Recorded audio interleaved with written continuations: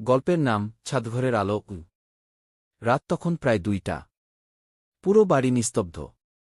সবার ঘুম গভীর। কিন্তু হৃদয় ঘুমাতে পারছিল না।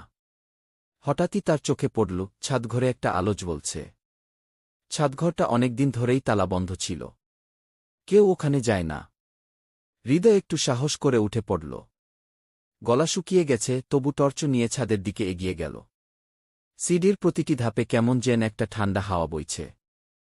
দরজার সামনে পৌঁছেই সে থমকে গেল। দরজাটা আধখোলা।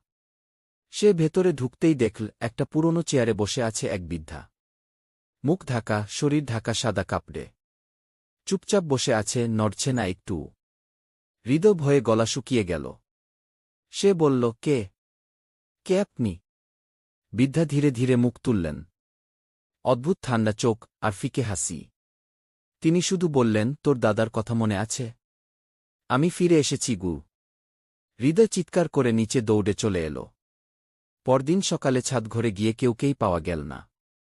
শুধু একটা পুরনো ছবি, তার দাদার ছোটবেলার ছবি, আর ছবির পাশে একটা হাতের লেখা কাগজ, আমি এখনো আছি। ছাদঘরে